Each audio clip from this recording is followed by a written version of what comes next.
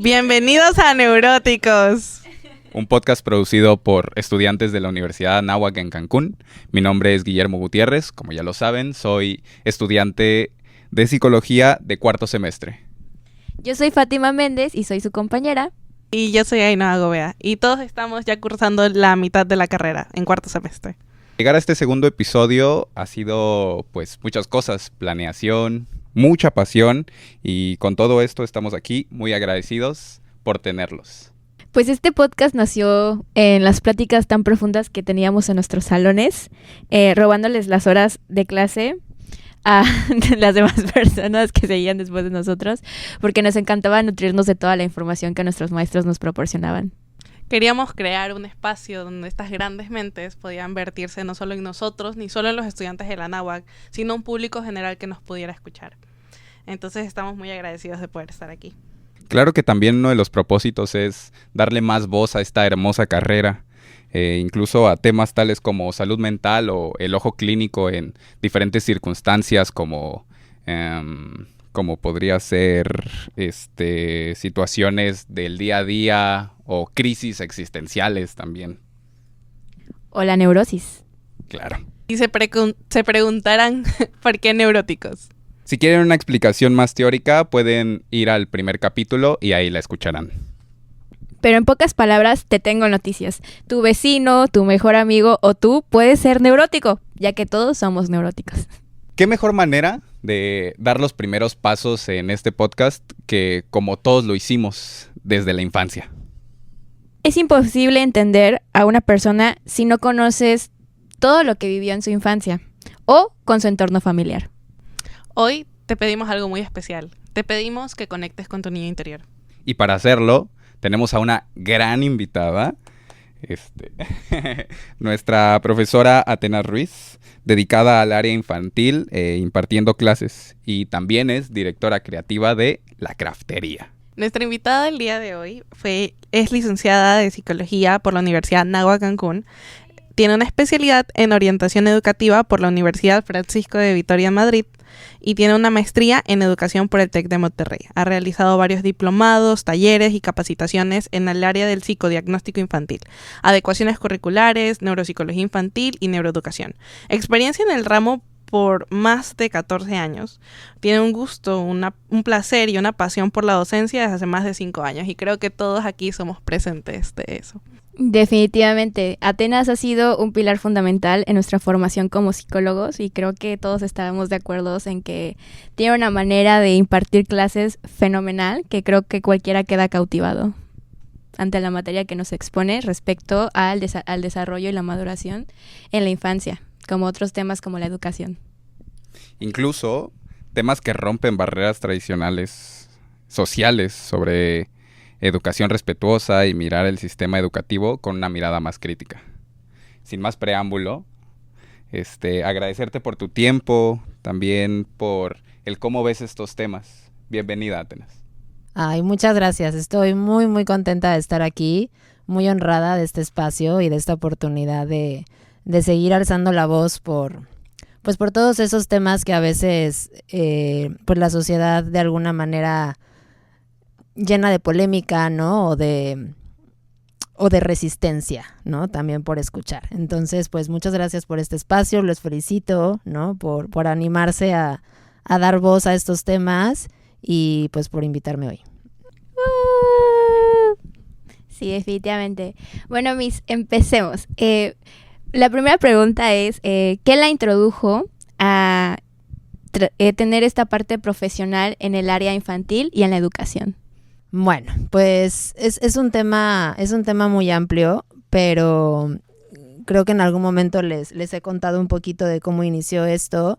Yo estaba muy enfocada al entender el porqué de la conducta humana, ¿no? Estaba muy enfrascada en que yo quería entrar en el ramo de la criminología, de explorar el porqué de estas mentes pues maestras del crimen, y estando dentro de las prácticas en la cárcel era fascinante para mí el entender el porqué, ¿no? Qué era lo que llevaba a este ser humano a desviarse de esa manera y llegar a un crimen, a un secuestro, a un robo, ¿no? Entonces en este afán de encontrar el porqué, siempre llegaba, creo que a la misma pregunta, ¿no? O llegaba al mismo punto y era, ¿qué fue lo que lo llevó a hacer, ¿no? O sea, ¿cómo fue su infancia? ¿Cómo fueron estos padres? ¿Cómo fue esta semilla que al final floreció en esto, ¿no? En esta conducta o en este fin último. Y creo que todas esas preguntas remitían a la misma respuesta, que era una infancia cruda, eran historias donde había mucha ausencia de vínculos o incluso no había vínculos, no había padres, había pobreza extrema, había alcohol, drogas, ¿no? Hogares rotos. Entonces, al final, creo que haciendo como un análisis y una media, pues todos remitían exactamente al mismo punto, ¿no? A una historia de vida o una infancia muy compleja. Y eso encaminó un poco al decir, bueno, pues ahí está, ¿no? Ese es como el meollo de todo el asunto de la conducta humana. Sin embargo, creo que fue mi experiencia trabajando con las infancias, ya en la especialidad, un poco invitada y alejada por mi madre de ese medio, como de busca otras cosas. Llegué por casualidad al mundo infantil y pues me enamoré perdidamente de él, ¿no? Me enamoré de estas infancias, de estas visiones, de estas perspectivas pues nuevas, ¿no? De poder generar sobre todo una parte preventiva y no solo reactiva en el adulto. Y creo que la docencia llegó pues por suerte, por casualidad o tal vez como por destino de la misma vocación. Era para mí no posible el poder compartir, el poder animar al otro a hacerse las mismas preguntas que yo me hacía, ¿no? Para mí la docencia es eso, es sembrar incomodidad, es de alguna manera establecer una guía para preguntarte, para cuestionarte. No solamente es transmisión de información. Entonces era como, yo sabía que tenía demasiadas preguntas, tenía demasiado adentro y era como, pues, ¿cómo no compartirlo, no? ¿Cómo no invitar al otro a hacerse las mismas preguntas que yo? Entonces, pues ahí nació la docencia y nació como si siempre hubiera estado ahí, ¿no? Ha sido una parte pues muy importante en mi vida y yo creo que pues una pasión pues que mientras esté aquí en este corazón pues seguiré dentro de las aulas. Sí, es realmente muy bonito y creo que también es una vista un poco diferente. Siento que nos tendemos a enfocar en el problema y no el origen, ¿no? Siento que también este tema de no solo el entender por qué, sino el tema de la reinserción social está muy interesante. O sea, y que hayas tenido que eso haya sido lo que te haya llamado al infantil sin saberlo, es muy bonito. Ahora, justamente muy relacionado a tu pregunta y ya entrando en materia, ¿por qué crees que es tan necesario entender la infancia para entender a la persona? Híjole, yo creo que hablar de infancia, más allá de hablar de destino, que ese es como un cliché que creo que pondría posteriormente a debate, ¿no? Creo que es un buen punto de partida, ¿no? Entender la importancia de lo que se gesta y de lo que se forma en los primeros años de vida en el ser humano, creo que es la llave y la clave para poder entender al adulto que hay detrás, ¿no? Es estos primeros 12 años de vida en los que se forma los primeros lentes, ¿no? Con los que ves el mundo, en los que se forma esta interpretación de cómo es el mundo en el que estás, las personas que habitan en él, donde se gestan las primeras creencias, ¿no? Las primeras bases de lo que vales, de lo que eres, de lo que puedes llegar a ser. Creo que es algo que conecta mucho con una de las frases que siempre me gusta iniciar mis clases de desarrollo infantil, ¿no? Que es, si desde antes nos hubieran dicho que la salud mental de un adulto proviene de la infancia, ¿no? Trataríamos con más amor el alma de los niños. Y creo que es entender eso, ¿no? Entender que en estos 12 años estamos en un proceso de construcción de cómo es el mundo, de qué puedo llegar a ser, y eso es justamente la parte preventiva que amo del mundo infantil, ¿no? Es ya no enfrentarme con el adulto que tiene que remediar, sino cómo puedo prevenir que este adulto pues llegue a hablando, ¿no? Del primer caso, pues llegue a un mundo de dificultades sociales, ¿no? A un mundo de excesos o a un mundo de crimen, ¿no? En dado caso, hablando del ejemplo de la cárcel, ¿no? Sí, claro. A mí me sorprende mucho cómo, igual que a Noah, como estos dos temas tienen mucho que ver, ¿no? El tema incluso del delito, o sea, tiene mucho que ver con una infancia rota, ¿no? O sea, una crianza negligente, ¿no? Y siguiendo con esto, a grandes rasgos, ¿qué dirías tú que es una infancia normal, ¿no? Y también qué no lo es en tema de tanto de crianza como de desarrollo, una infancia normal. Uy, también hablar de temas normales es algo muy, muy complicado, ¿no? Creo que tenemos esta preconcepción de lo que es normal, pues al final basado en un constructo social. Tenemos como normalidad muy establecida la presencia de dos padres, donde hay una familia completa, ¿no? Pero también, o sea, realmente eso es lo normal, o lo normal es un niño que sobrevive al caos diario, ¿no?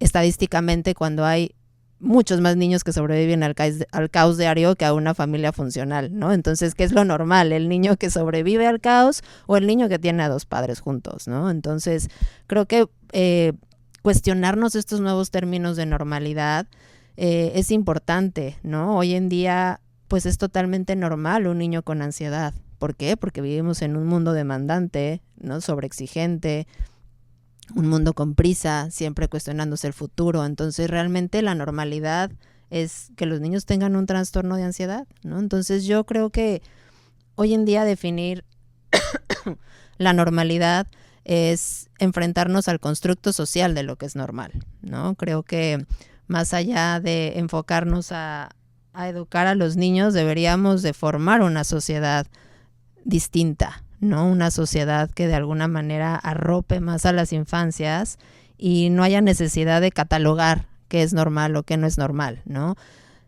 Sin embargo, si pudiéramos definir en algún punto o tener una limitación, pues yo creo que me iría a una infancia normal es aquello que genera una calidad de vínculo con alguien, ¿no? Según las teorías del apego, pues eso es lo mínimo indispensable para que un adulto pueda ser funcional.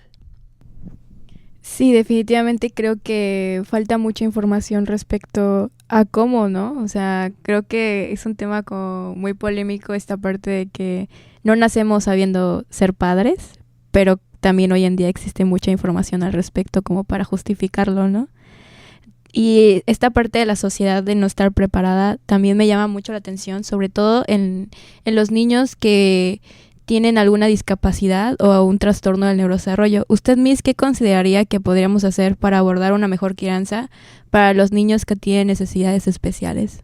Bueno, yo creo que este tema vuelve a tocar un poco con lo que es normalidad, ¿no? A mí me encantaría tener una perspectiva en donde lo diverso, lo neurodivergente fuera lo ordinario y no lo excepcional, ¿no? Tomando en cuenta que todos, absolutamente todos somos diferentes, aprendemos distinto, tenemos historias diferentes. Entonces creo que nos falta todavía en el camino lograr esta ruptura, ¿no? Conceptual, creo, de lo que es ser diferente o tener una necesidad educativa distinta, ¿no?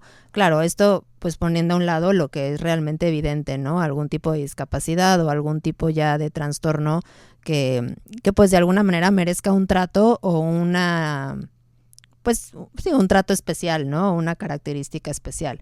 Sin embargo, creo que es importante el ir rompiendo estas barreras sociales en donde pues todos quepamos en el mismo lugar, ¿no? Creo que más allá de educar distinto, vuelvo al mismo punto, es cada vez el formar una sociedad mucho más abierta, ¿no? Incluso no incluyente. Creo que la palabra inclusión es una palabra que a veces ahorita ya me suena más como a una coexistencia forzada, ¿no? Es como a fuerza tiene que insertarse, a fuerza tiene que ser así, a fuerza tiene que estar dentro de la normalidad, ¿no? Y yo creo que eso no es inclusión. Entonces, creo que nos hace falta seguir trabajando en la información, seguir trabajando en nosotros mismos, seguir trabajando en el respeto y en la escucha hacia las infancias para que entonces haya un espacio y una oportunidad para todos. Sí. O sea, siento que más bien a veces esta inclusión forzada es lo que hace excluir. O sea, es el despropósito más grande. Pero justamente hablando de este tema, que estos avances necesarios que tenemos que realizar como sociedad, o sea, verdaderamente, ¿qué estrategias tenemos que aplicar? O sea, las escuelas deberían más bien como que ser más abiertas, adaptarse mejor a los estudiantes que tienen pues capacidades diferentes, o deberían haber escuelas específicas para o sea, como que personas con discapacidad. Yo creo que no. El gran error del sistema educativo hoy en día es que justo queremos adaptar los estudiantes al sistema educativo, ¿no? Cuando el sistema educativo es quien tiene que adaptarse a los estudiantes.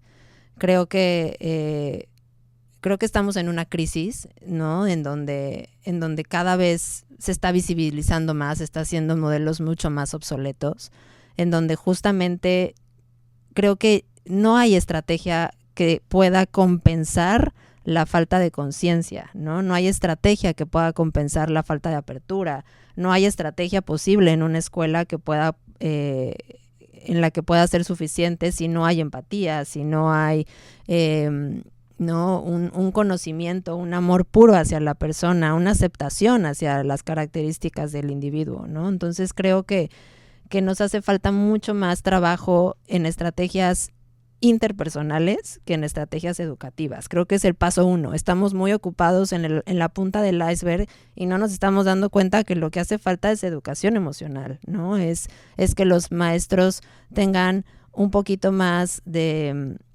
gestión emocional para que entonces pueda guiar las emociones de los niños, ¿no? Porque es complicado, si de por sí cada uno tenemos un mundo diferente, cada uno tenemos experiencias diversas, ¿cómo puedo yo acompañar a un niño cuando yo no he recorrido ese camino, ¿no? Cuando yo no he sido capaz de cuestionarme cuál es mi propia neurodivergencia, ¿no? Como maestro, como persona. Entonces, creo que es un trabajo personal que cada vez está generando más conciencia, que cada vez está haciendo más ruido, y ese ruido, pues sí, está siendo incómodo, ¿no? Ese ruido está generando resistencia, pero creo que es lo necesario y lo suficiente para que el sistema educativo pueda romper esas limitaciones y esas barreras.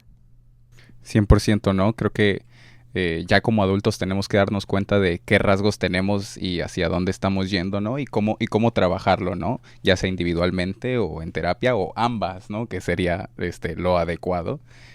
Pero antes de irnos de lleno a este tema de que hablabas ahorita un poco sobre el sistema educativo y la enseñanza, quisiéramos hablar primero sobre el primer lugar donde aprendemos, ¿no? Que es en casa. ¿Cómo definirías tú una buena crianza? Bueno, una buena crianza para mí es un espacio de autoconocimiento, ¿no?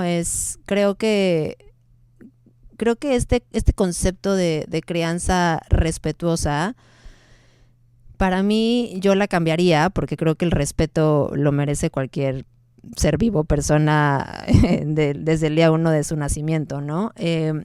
Creo que lo definiría como justo una crianza consciente, ¿no? En donde puedas aprender a ver hacia adentro y aprender a abrazar y a dar voz a tu niño para que entonces puedas visibilizar, cuidar y dar voz a los niños de tu vida, ¿no?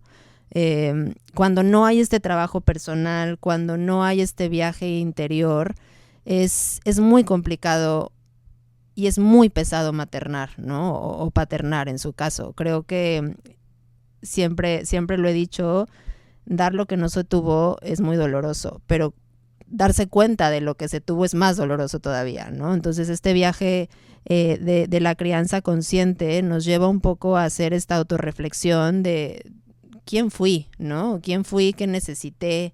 ¿Qué me dolió?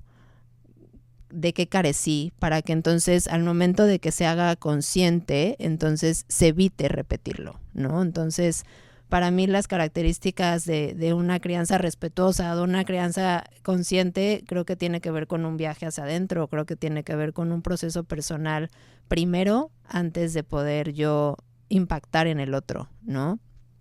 Creo que es un viaje muy valiente, creo que es un viaje que involucra mucha soledad, ¿no? Porque es un proceso muy personal, pero a la vez involucra acompañamiento de una tribu y de una sociedad que también, ¿no? Constantemente está demandando presencia, bienestar, trabajo, pero que seas profesional, pero que estés al 100% con los hijos, pero que entonces puedas crear, pero que entonces puedas tener una gestión emocional adecuada, ¿no? Entonces estamos como los padres un poco navegando en un mar pues un poco complejo, ¿no? A veces muy demandante, pero como lo decía Fátima en su momento, creo que cada vez hay más información y ahora hay menos pretexto, ¿no? También para no actuar o para justamente ir erradicando también estas etiquetas de normalidad, ¿no? Hace no mucho, unos años todavía, o sea, todavía a mi generación le tocó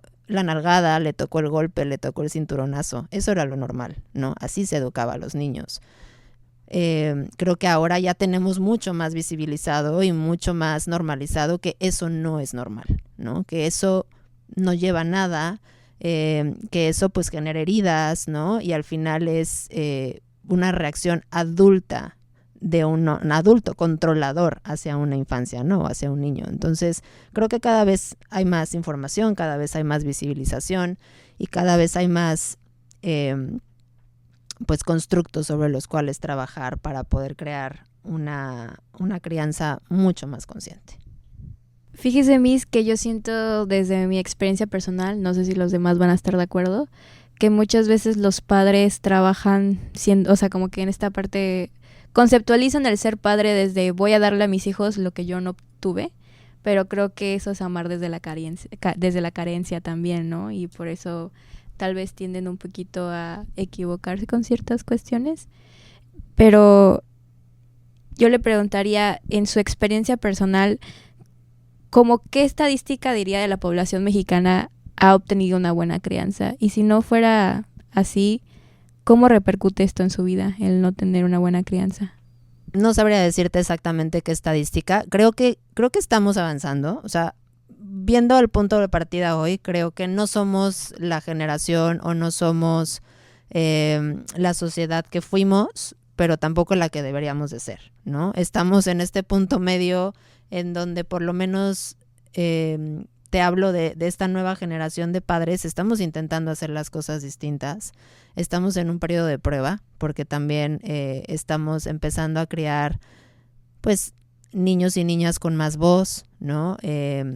Validando más sus sentimientos, rompiendo con patrones y roles preestablecidos socialmente. Entonces, pues, no sabemos un poco qué va a pasar, ¿no? Cómo van a ser estos adultos o cómo van a ser estos niños.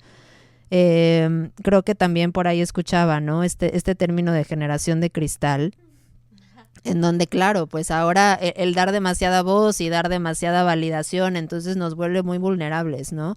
Y creo que eso es cierto, creo que llegar a ese punto medio es el más complejo de la crianza, ¿no? No te podría hablar volvemos a lo mismo, de términos de qué es correcto o qué es incorrecto, o cómo es un padre bueno o un padre malo, porque al final del día es complicado. Nosotros en este momento lo que queremos es evitar dolor, ¿no? Queremos que el niño no sufra lo que nosotros sufrimos, no queremos que el niño tenga la carencia que nosotros tuvimos, pero en esta ausencia o en este evitar dolor, también estamos infligiendo dolor, ¿no? Porque este niño se va a enfrentar a una vida el día de mañana en la cual también tiene que vivir una frustración, tiene que saber que se siente el duelo, tiene que saber que se siente perder, ¿no? Por ahí escuchaba un ejemplo, ¿no? Es como cuando se muere la mascota y al día siguiente el niño tiene una mascota nueva, ¿no? ¿Por qué? Porque no queremos que sufra, no queremos que sienta lo que es perder algo, ¿no?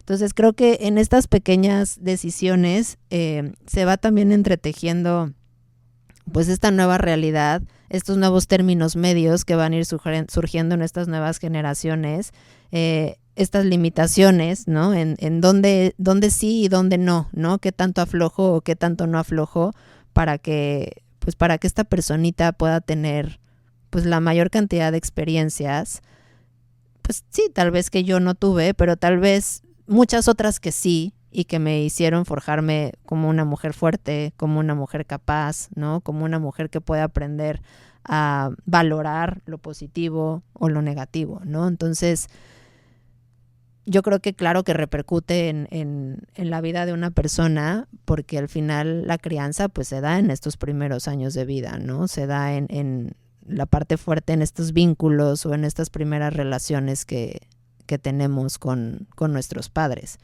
Pero creo que también el ser madre y el ser padre te da la posibilidad de elegir qué quieres de esto, ¿no? Esta posibilidad de elección, de seleccionar de ese arsenal, ¿no? De herramientas que quieres para los tuyos, es algo importante. Entonces, pues creo que estamos en buen camino, creo que estamos siendo generaciones más conscientes y pues yo nada más tengo mucha esperanza en ustedes, en estas nuevas generaciones también que vienen, ¿no? Para que entonces ya, ahora sí que creo que ya no hay pretexto, ¿no? Hay demasiada información, hay demasiadas repercusiones, hay demasiadas ejemplos vivientes de dónde tomar para que hagamos una sociedad distinta. Sí, totalmente. No me queda nada más que decir que totalmente, o sea, justamente creo que teníamos muy presente hablar sobre este tema que ha estado mucho de moda estos últimos años, que lo mencionaste, el tema de la crianza respetuosa, ¿no?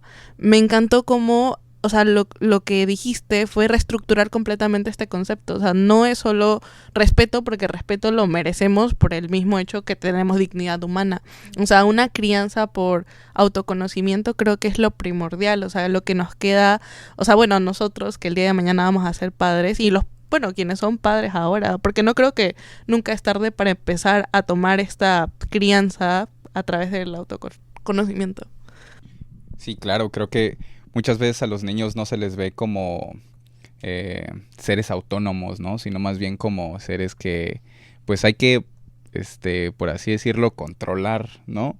Siento que muchas veces los padres terminan sobreprotegiendo en aspectos donde tal vez no deberían y descuidando los que realmente importan, ¿no? Temas como que no dejen salir a jugar a sus hijos a la calle. Yo creo que eso es algo que necesita un niño, ¿no? O sea, bondear con más niños. Así es como se conocen ellos y como aprenden, ¿no? Y pues prefieren darles una tablet y no, pues quédate en tu cuarto todo el día y ni siquiera toques el pasto, ¿no? Entonces, eso se me hace como una locura. Entonces, siguiendo con esto, ¿qué crees que nos falta como sociedad para avanzar hacia una crianza, pues como tú lo llamas, más consciente? Bueno, yo creo que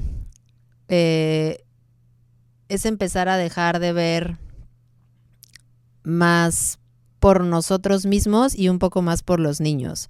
¿A qué me refiero? Creo que al final en la crianza estamos a veces muy preocupados por nuestro papel como padres, por qué tan bien lo estamos haciendo, por esta aprobación social, ¿no? De qué tan buen padre eres o no, por esta necesidad incluso a veces de querer hacer las cosas perfectas, ¿no? Exceso de manuales de cómo ser un buen padre, exceso de información, exceso de artículos, y nos olvidamos que esto es mucho menos de nosotros y mucho más del niño, ¿no?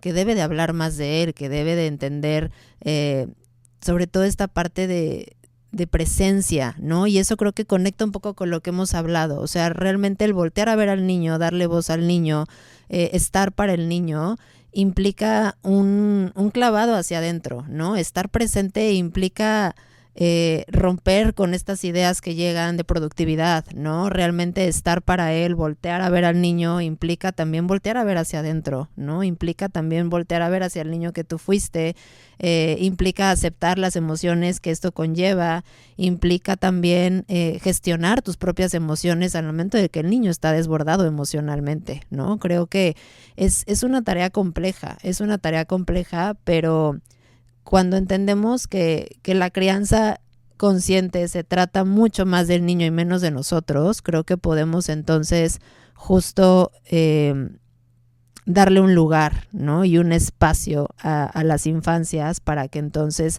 su voz valga, para que entonces sus emociones sean importantes, se validen, sean tomadas en cuenta, entendamos que el lenguaje también es importante, ¿no? Cómo nos comunicamos, lo que decimos, entender que son personas, ¿no? Y que podemos comunicarnos con ellas a la medida, sí, de su capacidad de entendimiento, pero hablar de nuestras propias emociones, de también lo que nos duele, ¿no? El no escondernos, ¿no? A ellos porque pensamos que no lo van a entender. Entonces creo que volvemos a lo mismo, es una mirada mucho más amable hacia el niño de nuestra, ¿no? De nuestra vida, que somos nosotros mismos, para que entonces haya espacio para los niños de nuestra vida en general, ¿no?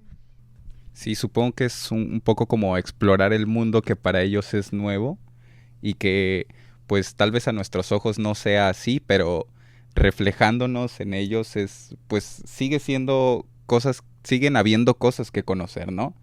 Pero bueno, finalmente, después de todo lo ya explorado y hablado, quisiéramos hacer una dinámica contigo, un cierre emotivo, un mensaje para nuestro niño interior.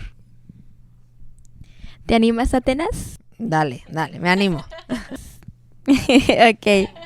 Nos gustaría que tú respondas primero y ya luego nosotros compartimos nuestra versión. Ok, consiste en que si pudieras decirle algo a tu niño interior sobre la crianza que tuviste y la que te hubiera gustado tener, ¿qué le dirías? Ok. Le diría que no es demasiado sensible, solo que a veces hay un mundo muy rudo afuera. Le diría que no es necesario ser fuerte, que también se vale, ¿no? Sufrir, se vale llorar, se vale quejarse. Le diría que no es necesario estar buscando validación en todo lo que hace. Le diría sobre todo que ahora hay una adulta a cargo, ¿no? Que ahora soy yo y que ahora me toca a mí abrazarla, guiarla, acompañarla y estar aquí para ella a pesar de los errores, ¿no? Ahora me toca a mí darle voz a esa niña, darle contención a esa niña y acompañarla, ¿no? Ahora soy yo a cargo de ella. Qué hermoso. De verdad es maravilloso lo que usted dice. Y me alegro mucho que por fin pueda haber una adulta a cargo de usted. Yo la verdad estuve reflexionando un poco esta pregunta y siento que he vivido más crisis y ciertas circunstancias difíciles en la adolescencia. Cuando yo entré a psicología, dije, ay, mi infancia fue muy fea, muy mala, ¿no? Como que tenía esta idea concebida, hasta que nos topamos con desarrollo infantil y tuvimos que, de hecho, hacer un trabajo sobre nosotros en cada etapa de la infancia. Spoiler por si entran a la escuela. Y entonces ahí es cuando reflexioné que yo no había tenido una infancia fea.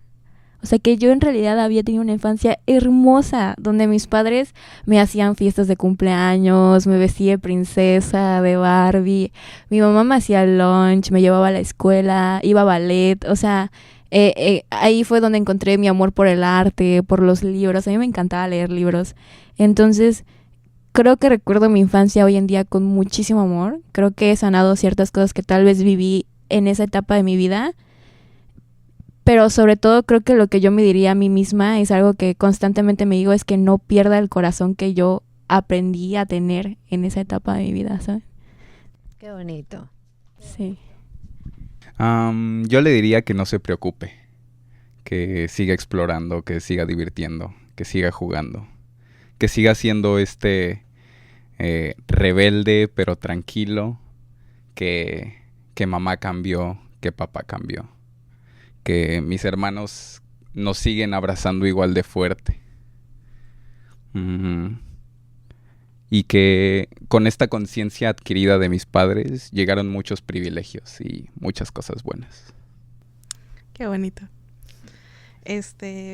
Yo creo que le diría a mi niño interior que ya no tiene que estar molesta. O sea, creo que esto de hecho lo dijo alguna vez una de nuestras profesoras, que a veces tener tanta conciencia es doloroso. O sea, y entonces creo que más bien cuando comencé a adentrarme a este mundo a mí me encantaba el tema de la crianza respetuosa, pero lo radicalicé muchísimo. O sea, como que yo dije, esto hicieron mal mis papás, esto no estuvo bien, y creo que por muchos años mi niño interior estuvo muy molesto.